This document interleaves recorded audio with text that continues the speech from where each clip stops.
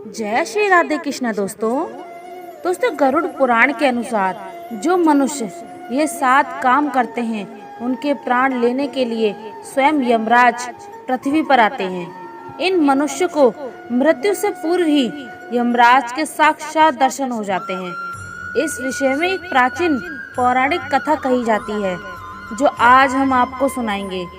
आप सभी इस कथा को ध्यान से जरूर सुनें, क्योंकि साक्षात यमराज ने मनुष्य के कल्याण के लिए बहुत ही ज्ञानवर्धक और जीवन उपयोगी मूल्यवान बातें बताई हैं, जिन्हें सुनकर आप भी धन्य हो जाएंगे।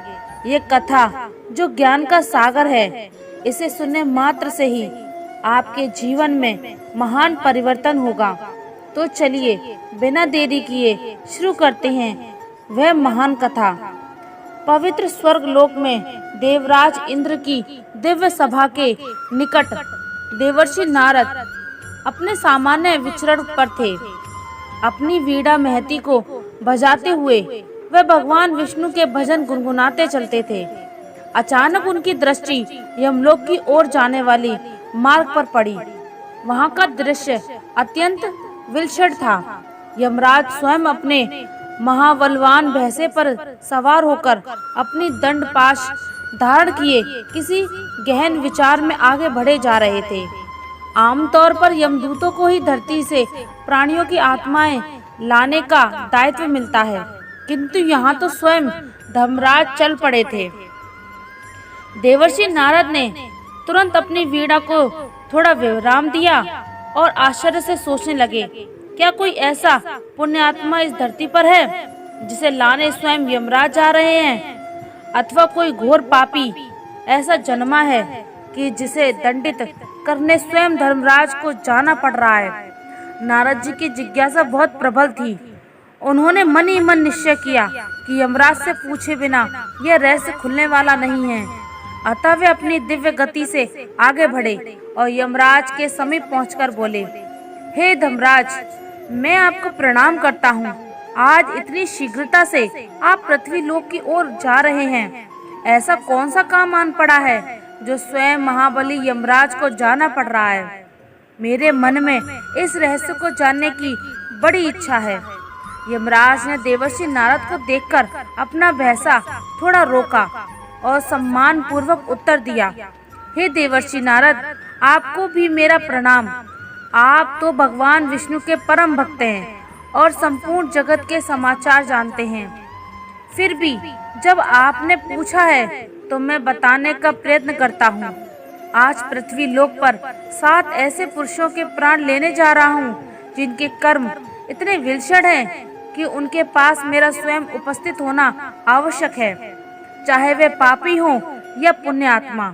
यह मेरा अपना नियम है कि जो भी मनुष्य जीवन में ये 7 विशिष्ट कर्म करता है उसे यमलोक लाने के लिए मैं स्वयं चाहता हूँ। नारद जी का विस्मय और भी बढ़ गया।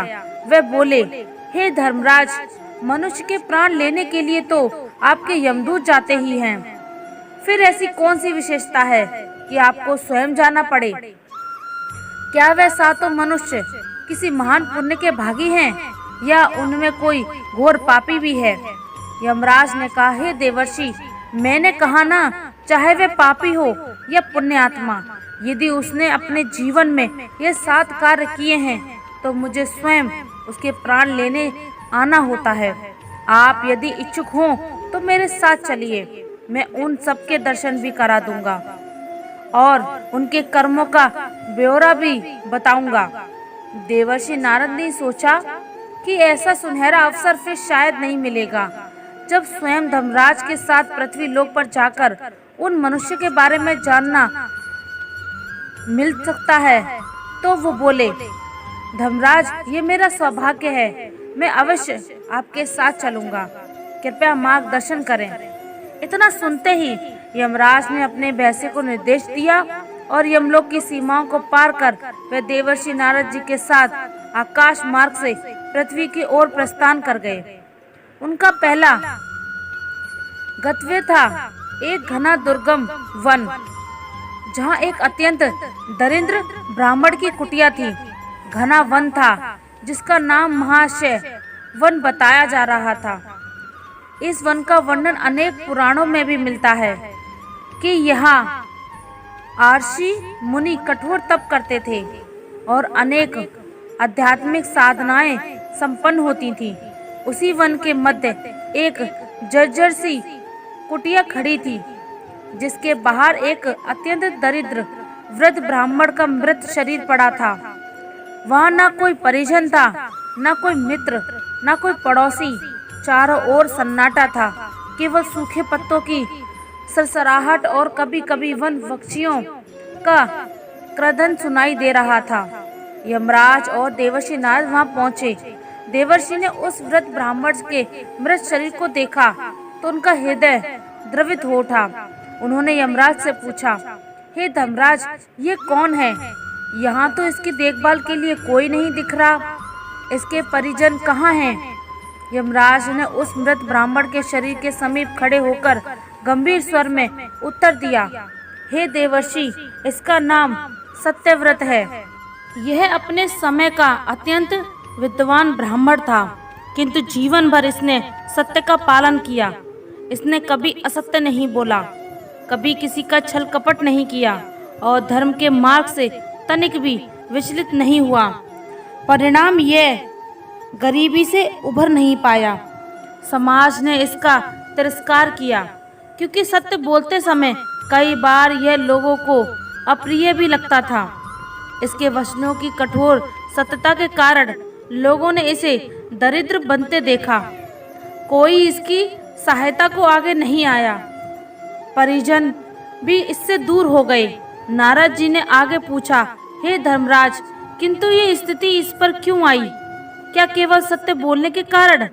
यमराज ने विस्तार से समझाया, देखिए, इस संसार में कई मनुष्य मिलेंगे जो छल कपट, झूठ और बेईमानी के माध्यम से धन या सुविधाओं का अर्जन करते हैं। सत्यव्रत ने ऐसा कभी नहीं किया। इसने सदैव सत्य का साथ दिया। शास्त्रों में कहा गया है, सत्यम वद धर्मम चर, अर्थात सदैव सत्य बोलो और धर्म के मार्ग पर चलो। इसने अपना सारा जीवन इसी सिद्धांत पर जिया। हो सकता है भौतिक दृष्टि से इसका जीवन संघर्ष में रहा हो, किंतु आध्यात्मिक दृष्टि से यह महान पुण्यात्मा है। नारद जी ने उसकी निसहाय स्थिति देख व्यतीत होते हुए कहा, हे धर्मराज, क्या इसने जीवन में कभी कोई पाप नहीं किए? क्या इसने कभी दूसरों का मन दुखाया है? यमराज बोले, यह सत्यव्रत बड़ा ही विनम्र था। सत्य बोलते समय भी यह किसी का अनादर नहीं करता था। अत्यंत विनम्रता पूर्वक अपने विचार रखता था। लेकिन सत्य कटु होता है। कई बार लोगों को असुविधा हो जाती है, किंतु इसके पुण्य इतने महान हैं कि इसको स्वयं लेने के लिए मुझे आना पड़ा।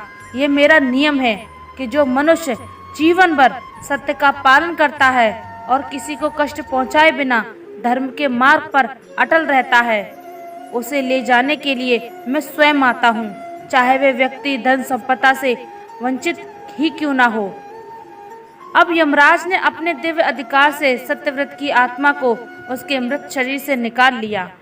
जैसे ही आत्मा बाहर निकली, उसके मुख पर एक अद्भुत तेज था।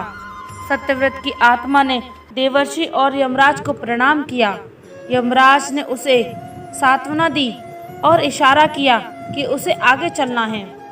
नारद जी के मन में प्रसन्नता हुई कि सत्यव्रत ने भौतिक कष्टों के बावजूद महान जीवन जिया।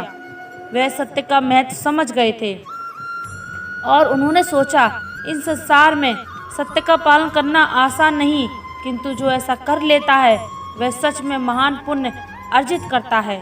इस प्रकार यमराज ने सत्यव्रत के प्राण लेकर उसे अपने दिव्य मार्ग पर आगे बढ़े। तत्पश्चात यमराज और देवर्षि नारद आकाश मार्ग से आगे बढ़ चले। यमराज का भैंसा आकाश में बड़े वेग से उड़ रहा था और देवर्षि नारद उनके साथ साथ चल रहे थे। तभी नारद जी ने पूछा, हे धर्मराज, अगला स्थान कहाँ है और अब हम किसके प्राण लेने के लिए जा रहे हैं? यमराज ने उत्तर दिया, हे देवर्षि, अब हम श्रीवर्धनपुरी नामक नगर की ओर चल रहे हैं। वहाँ एक हरिदास नामक मनुष्य की मृत्यु हुई है। वह एक ऐसा मनुष्य था जिसने जीवन प्रेत मृत देवो भव, मित्र देवो भव, आचार्य देवो भव के सिद्धांतों का पालन किया। उसने अपने माता पिता और गुरुजन की इतनी सेवा की कि उसके पुण्य भी अपार हैं। अतः उसके प्राण लेने के लिए मुझे स्वयं जाना आवश्यक है। नारद जी ने ये कहा, यह सच में सौभाग्य की बात है कि आज मुझे आपके साथ ऐसे पुण्य आत्माओं का दर्शन करने का अवसर मिल रहा है। आइए देखें उस हरिदास को। कुछ क्षणों में वे श्रीवर्धनपुरी नामक प्राचीन नगर के उपनगर में पहुँचे। वहाँ एक छोटी सी कुटिया थी, किंतु उसके बाहर कुछ लोग दुखी मुद्रा में खड़े थे। वहाँ कुटिया के सामने पहुँचने पर देवर्षि ने देखा कि एक जवान पुरुष मृत अवस्था में पड़ा था और उसके वृद्ध माता पिता बिलक बिलक कर रो रहे थे। देवर्षि नारद ने कहा, हे धर्मराज, यह युवक तो अभी काफी युवा है। इसके माता पिता बहुत ही वृद्ध हैं। ऐसा कौन सा कर्म था जिसके कारण इस युवक ने इतनी जल्दी अपना शरीर त्याग दिया?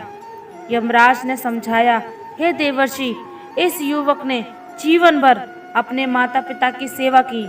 जवानी में भी जब इसे स्वयं गृहस्थी बसाने का समय था, इसने अपने लाभ हानि से अधिक अपने माता पिता की सुख सुविधा का ध्यान रखा। उसके माता पिता अस्वस्थ रहते थे, फिर भी वे अपनी सामर्थ्य भर उनका उपचार कराता, उनकी देखभाल कराता, उनके मन की इच्छा समझने का प्रयास करता। माता पिता देवताओं के समान होते हैं। वह मनुष्य अपने माता पिता की सेवा करता, उनका अनादर नहीं करता, उनके प्रति श्रद्धा रखता, वह महापुण्य को प्राप्त करता है। नारद जी ने कहा, यह सत्य है। भगवान विष्णु ने भी अनेक अवसरों पर माता पिता की सेवा को ही सबसे बड़ा धर्म कहा है। इस युवक ने पिता की आज्ञा का अनुपालन किया, माता के प्रति समर्पण भाव रखा, तो निश्चय ही इसके पुण्य फल अद्वितीय होंगे। यमराज कहते हैं, ऐसे पुत्र विरले ही होते हैं जो अपनी समस्त इच्छाओं को त्याग कर माता पिता को प्राथमिकता देते हैं। इसने सब कुछ छोड़कर अपने माता पिता की सेवा की। इसके प्राण अब निकल गए हैं, किंतु इसका पुण्य इतना है कि मैं स्वयं इसकी आत्मा को आदरपूर्वक यमलोक तक लेकर जाता हूँ। अब यमराज और नारद जी तीसरी आत्मा की खोज में आकाश मार्ग से निकल गए। नारद जी ने बीच में ही फिर प्रश्न किया, हे धर्मराज, अगला कौन है? अब किसके प्राण लेने जा रहे हैं आप? क्या वह पापी है या पुण्यवान? यमराज बोले, अब हम गोवर्धनपुर की ओर चल रहे हैं। वहाँ एक व्यक्ति है, उसका नाम है गोपाल दास। वह गौ सेवा में अपना जीवन लगा चुका है। उसी का अभी अभी देहांत हुआ है। नारद जी ने विस्मित होकर कहा, गोपाल दास नाम से ही प्रतीत हो रहा है कि वह गौ माता से बहुत प्रेम करता होगा। कुछ ही देर बाद वह गोवर्धनपुर के समीप जा पहुँचे। यह नगर प्राचीन काल से गौ सेवा और कृष्ण भक्ति के लिए प्रसिद्ध था। नगर के बाहर ही एक छोटा सा गौशाला था, जहाँ कई गाय थीं। गौशाला के बाहर ही गोपाल दास का पार्थिव शरीर रखा गया। उसके आसपास कुछ गौवश उदास मुद्रा में खड़े थे, मानो उन्हें भी अपने रक्षक के जाने का एहसास हो चुका हो। आसपास के लोग भी थे, परंतु सभी के चेहरे पर शोक की गहरी छाया थी। फिर देवर्षि नारद और यमराज उस स्थान पर पहुंच गए जहां पर गोपाल दास का शव रखा गया था। नारद जी ने उस मृत शरीर की ओर देखते हुए कहा, हे धर्मराज, इस गोपाल दास के विषय में कुछ विस्तार से बताइए। यमराज ने स्पष्ट किया, गोपाल दास ने अपना सारा जीवन गौ सेवा को समर्पित किया था। उसने केवल गौ माता ही नहीं बल्कि भूखे पशु पक्षियों को भी दाना पानी दिया। अपने सीमित संसाधनों के बावजूद वह हमेशा कोशिश करता कि किसी को जीव को भूखा ना रहना पड़े। शास्त्रों में कहा गया है, गवो विश्व से मात्र। इसका अर्थ है गाय विश्व की माता है और गौ माता की सेवा को तो सर्वोच्च पुण्य माना जाता है। यमराज और देवर्षि नारद ने फिर अपनी यात्रा आगे बढ़ाई। आकाश मार्ग से चलते चलते दोनों अगले नगर की ओर पहुँचे। इस नगर का नाम था मधुपुरी, जो अपनी भक्ति परंपरा के लिए प्रसिद्ध था। यहाँ अनेक भक्तजन भगवान विष्णु की पूजा, तुलसी की सेवा और कीर्तन आदि करते थे। यमराज और नारद जी ने थोड़ी दूर से ही देखा कि एक घर के आंगन में कुछ स्त्रियां विलाप कर रही थीं। घर की दहलीज पर एक दिवंगत स्त्री का पार्थिव शरीर रखा गया था। वह लगभग मध्यम आयु की प्रतीत हो रही थी। उसके समीप ही तुलसी का एक हरा भरा पौधा लगा हुआ था, जिसके नीचे दीपक जला था। देवर्षि नारद ने पूछा, हे धर्मराज, क्या यही वह स्त्री है जिसके प्राण ले जाने के लिए आप स्वयं जा रहे हैं? धर्मराज ने पुष्टि की, हाँ देवर्षि, इस स्त्री का नाम पद्माबाई है। यह प्रतिदिन प्रातः स्नान के बाद तुलसी को जल चढ़ाती, उसके समक्ष दीपक प्रज्वल करती और भगवान विष्णु के नाम का जाप करती। तुलसी को वैष्णव परंपरा में अत्यंत पवित्र माना गया है। यह देवी स्वयं धरती पर अवतरित हुई है, जिनके पूजन से मनुष्य को अपार पुण्य की प्राप्ति होती है। तुलसी दलम अपरयमी देव जरा स तुलसी दल भी भगवान विष्णु को अत्यंत प्रिय है। अतः पद्माबाई ने अपनी भक्ति और समर्पण के कारण विशिष्ट स्थान पाया है। फिर घर के आंगन में प्रवेश करते ही यमराज व नारद जी ने देखा कि कुछ पड़ोसी स्त्रियां पद्माबाई की देह के पास बैठी थीं। उसके पति और पुत्रियां भी विलाप कर रहे थे। घर के आंगन में वे तुलसी चौरा था, जहां पद्माबाई रोज जल चढ़ाया करती थी। वहां एक कलश रखा था, जिसमें गंगा जल था और छोटा दीपक अभी तक टिमटिमा रहा था। सत्य सेवा भाव, गौ सेवा और अब तुलसी पूजन हर एक कार्य व्यक्ति को दिव्य बना देता है। यमराज का भैंसा अब उन्हें मध्य देश के एक प्राचीन नगर इंदुपुर की ओर ले जा रहा था। यह नगर चंद्रवंश के किसी प्राचीन राजा के नाम पर बसा हुआ था। वहाँ एक वृद्ध स्त्री का देहांत हुआ था, जिसका नाम सुभद्रा देवी था। वह एक दीनहीन अवस्था में रहती थी, किंतु उसकी भक्ति और उपासना बहुत ऊंचे स्तर की थी। यमराज ने संकेत दिया कि अब अगला वही है। नारद जी ने मार्ग में ही पूछ लिया, हे धर्मराज, यह सुभद्रा देवी कौन है?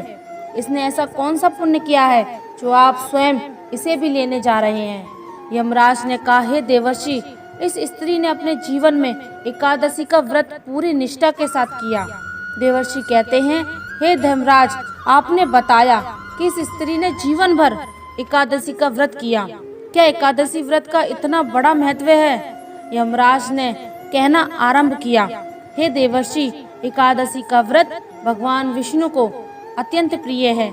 एकादशी स्वयं हरि का दिन माना जाता है। श्री विष्णु पुराण, पद्म पुराण आदि में एकादशी व्रत की महिमा का विस्तार से वर्णन है। मनुष्य यदि श्रद्धा व नियम पूर्वक एकादशी का व्रत करे तो उसके अनेक जन्मों के पाप कट जाते हैं और उसे भगवान विष्णु की कृपा प्राप्त होती है। सुभद्रा देवी ने युवा अवस्था से लेकर अपने अंतिम समय तक एकादशी व्रत कभी नहीं छोड़ा। चाहे मौसम कैसा भी हो, चाहे धन की अवस्था हो या ना हो। बात करते करते वे इंद्रपुर में पहुंच गए। शहर के कोने में एक पुराना मकान था, जहां सुभद्रा देवी का पार्थिव शरीर रखा हुआ था। वहां कुछ पड़ोसी स्त्रियां और 2-4 परिजन जन एकत्र थे। सुभद्रा देवी के अपने रिश्तेदार शायद इधर उधर बिखरे हुए थे, अधिकतर बाहर के नगरों में थे। अतः अंतिम समय में कोई साथ न था। फिर नारद जी और यमराज उस स्थान पर उपस्थित हुए जहां पर सुभद्रा देवी का शव रखा हुआ था।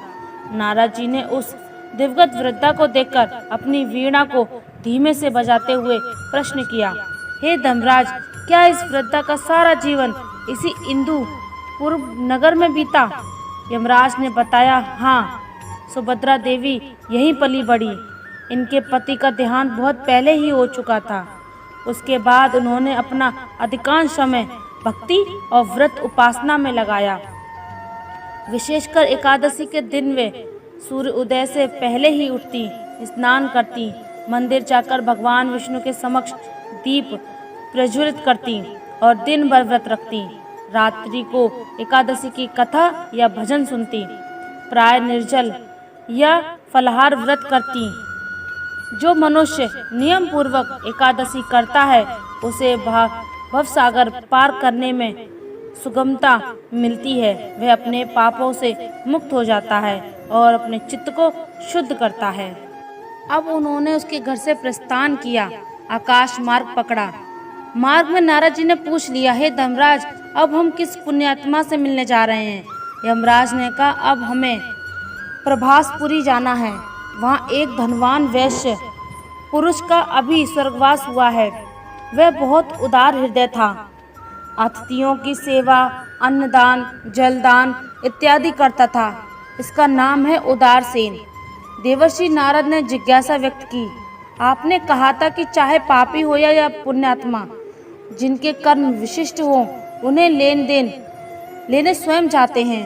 अभी तक हमने उन सबको पुण्य आत्मा रूप ही में देखा है, कहीं कोई पापी नहीं मिला। यमराज ने मुस्कुराते हुए कहा, अभी आगे चलकर सब ज्ञात होगा देवर्षि। आप फिलहाल तो उदारसेन की एक पुण्य आत्मा है। अतिथि देवो भव और अन्नदानम परम दानम, इन दोनों सिद्धांतों का उसने जीवन भर पालन किया। यही कारण है कि उसके पुण्य भी प्रचुर मात्रा में हैं। इन सभी का अपना जीवन भले ही अलग अलग परिस्थितियों में बिताया, लेकिन एक बात सब में समान थी, धर्म में आस्था और मानवीय मूल्यों का सम्मान। इसी कारण इन सबके प्राण लेने के लिए यमराज स्वयं आए थे। तो दोस्तों, उम्मीद है आपको ये कथा पसंद आई होगी। वीडियो को लाइक ज़रूर करें और कमेंट में जय श्री कृष्ण अवश्य लिखें। साथ ही चैनल को सब्सक्राइब करें। आप सभी का धन्यवाद।